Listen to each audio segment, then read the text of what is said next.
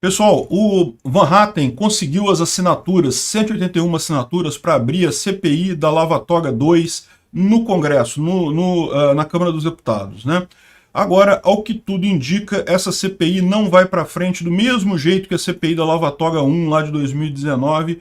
Vamos entender os motivos disso e se isso teria alguma saída no final das contas ou não, né? Essa notícia foi sugerida por Senhor Leitinho, minha waifu e várias outras pessoas. Obrigado aí ao pessoal que sugeriu a notícia. Obrigado a você que está assistindo o nosso vídeo. Se você gosta do nosso conteúdo, por favor, deixe o seu like e se inscreva aqui no canal, né? Olha só, que o STF está se comportando de maneira absurda, eu concordo. Eu falei sobre isso em vários vídeos aqui. Está abusando do seu direito de fugir das regras da Constituição, abrindo processo de ofício, determinando, escolhendo o relator de processo na dedada, na canetada, ignorando pareceres do Ministério Público, ignorando a investigação da polícia. Ou seja, já faz muito tempo que o STF está fora de controle e que precisa ter um controle, né? Para convivência harmônica entre os poderes, é preciso haver freios e contrapesos aí. Essa é a ideia da democracia.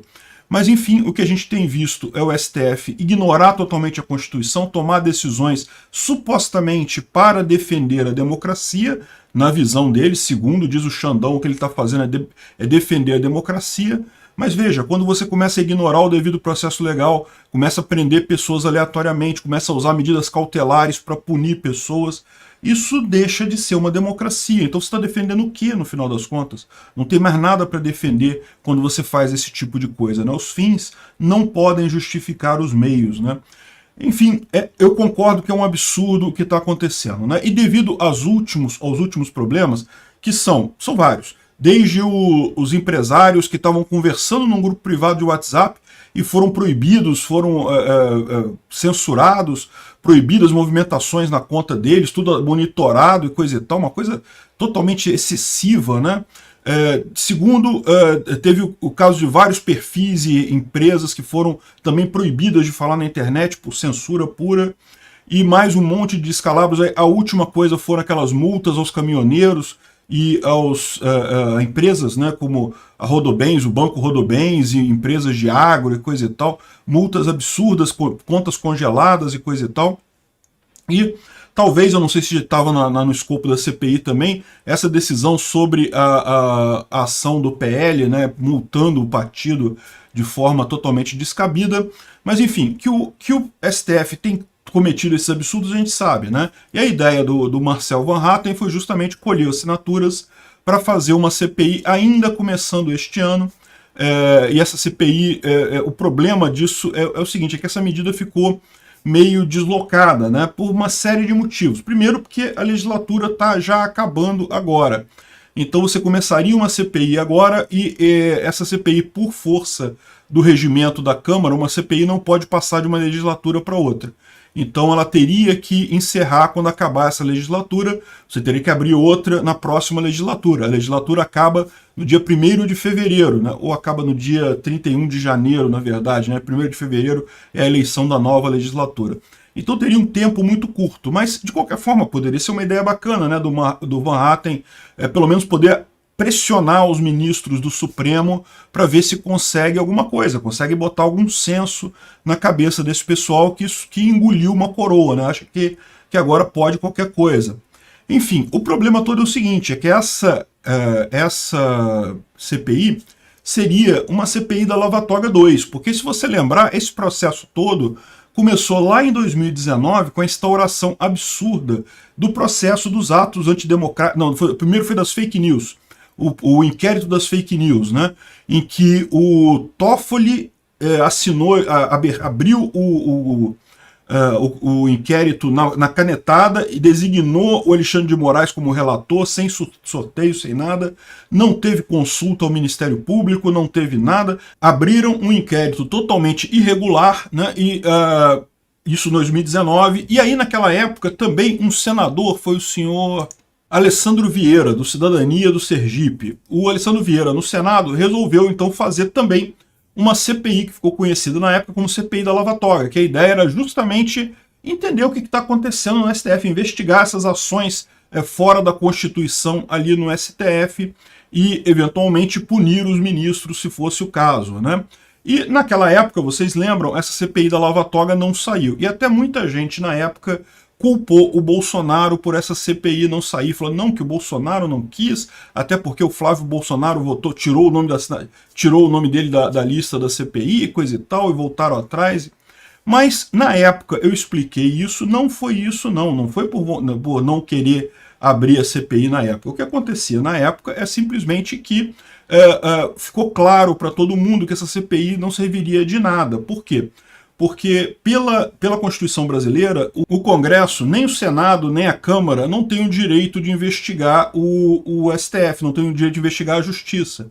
O único controle que o Senado tem é o processo de impeachment de ministros do Supremo. Isso, em tese, eles têm na Constituição, mas a investigação por coisas genéricas, eles não têm. Então, o que aconteceria nesse momento? Seria criada a CPI no Senado, qualquer convite ou ordem que a CPI mandasse para um ministro do Supremo exigindo que ele fosse ao Senado prestar esclarecimentos, ele simplesmente ignoraria, definindo que aquilo ali não é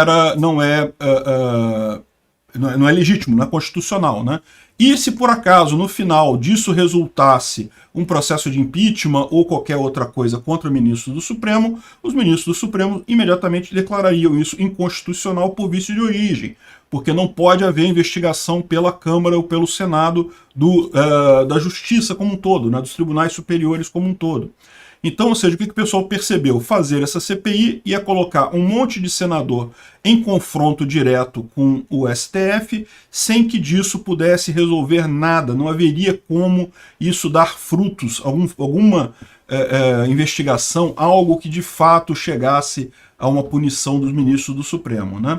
Então, como eu falei, a única medida que a Constituição permite para limite do STF é o impeachment de ministros, que cabe ao Senado, mas é um outro rito totalmente diferente, né? Então, lá em 2019, o Davi Alcolumbre, que eu acho que já era o presidente da Câmara, né? O presidente do Senado, desculpa, o presidente do Senado da época já falou, não vamos fazer porque o pessoal não vai querer brigar, então não ia sair a CPI do Lava Toga de qualquer forma, e por isso o Flávio Bolsonaro tirou o nome dele, porque para que você vai botar o nome lá para brigar com os ministros do Supremo, sendo que não vai sair a CPI, e se saísse não daria nada mesmo, né?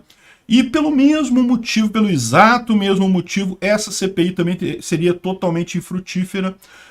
O que eles iam fazer? Iam mandar ordem para o STF exigindo que o Alexandre de Moraes venha depor na Câmara. O Alexandre de Moraes iria responder dizendo que a CPI é inconstitucional e que não vai fazer nada. E pronto, não ia resolver problema nenhum, não ia ter nada que pudesse sair disso daí, né?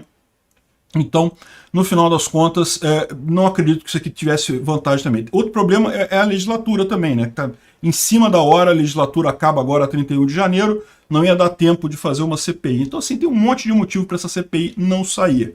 Eu entendo o motivo pelo qual o Van Hatten abriu essa CPI, né?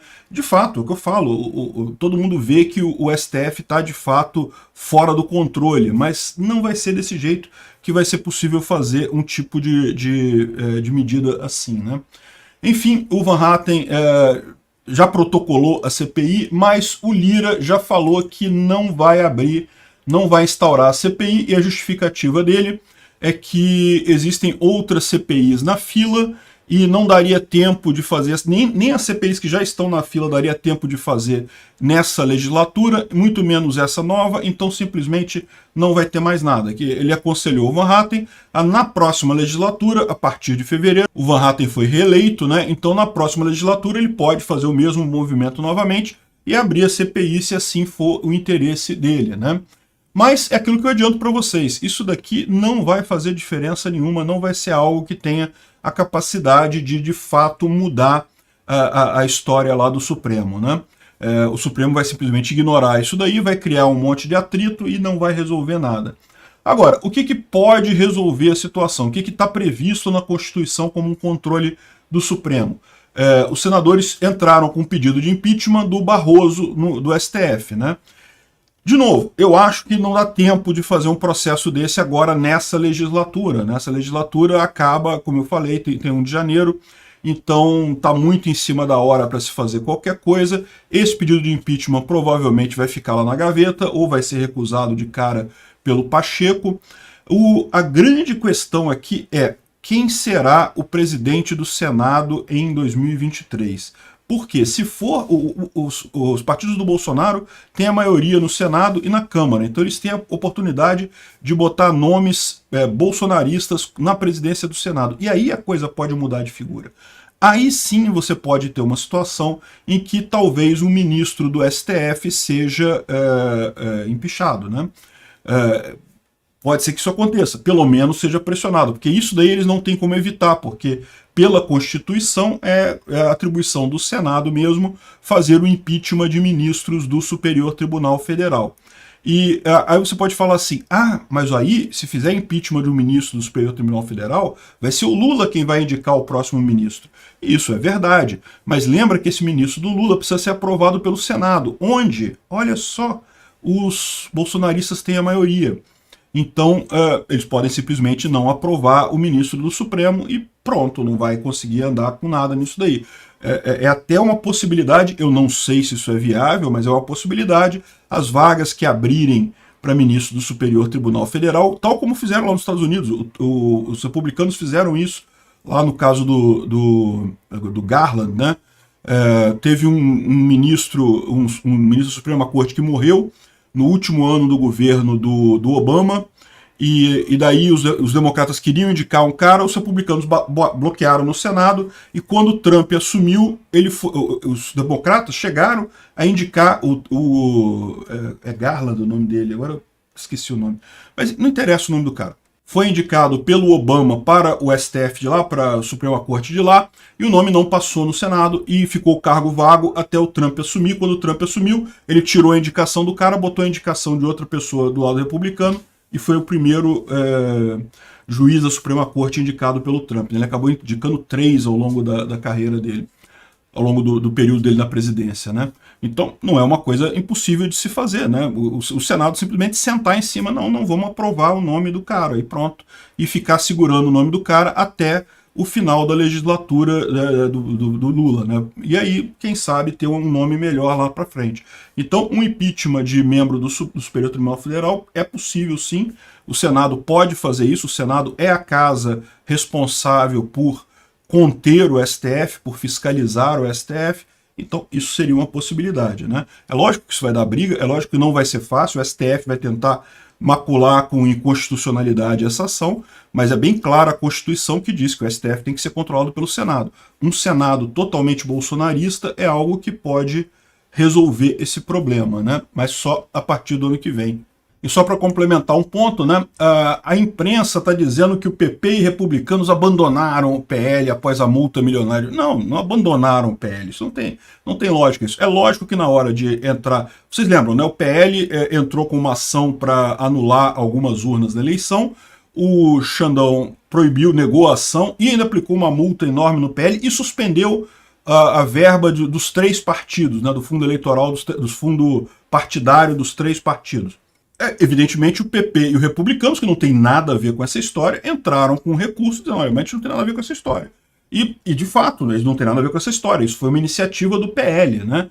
Então assim, a imprensa está querendo jogar um partido contra o outro, dizendo assim, não, os outros partidos não quiseram nada, não quiseram entrar na coisa do PL, estão brigando já. Tem que tomar cuidado com isso, porque esse tipo de coisa é a imprensa, lógico que vai tentar botar a base de apoio do Bolsonaro brigando uma contra a outra. Então, leiam da forma correta. O PP e os republicanos entraram com uma ação lá junto ao STF, com recurso, né, a multa aplicada pelo Moraes, alegando que, olha só, quem entrou com essa coisa foi o PL, a gente não tem nada a ver com isso. Em momento algum a gente chegou a pedir alguma coisa, então não faz sentido a gente ser punido nisso daí, né? Eu acho a punição ao PL injusta também, absurda, mas, de certa forma, é aquele negócio, né? Mais ainda absurdo é você punir alguém que nem fez nada, né? Que não teve nenhuma evidência ali, não teve nenhuma ação jurídica ali, né? Vamos ver o que dá isso daí, mas o mais importante dessa história é, não, o PP e os republicanos não estão abandonando o PL. Isso aqui é papo de jornalista que quer botar um contra o outro. O PP e o PL entraram com uma ação, entraram com recurso, alegando que eles não têm nada a ver com isso, por que vai se multar eles, né? Obrigado por assistir o vídeo até o final. Além de curtir, compartilhar e se inscrever no canal, considere se tornar patrocinador com valores a partir de R$ 1,99. Clique no botão Seja Membro abaixo para saber as condições e vantagens de patrocinar o canal. Mais informações sobre o nosso projeto, visite nossos sites indicados na tela.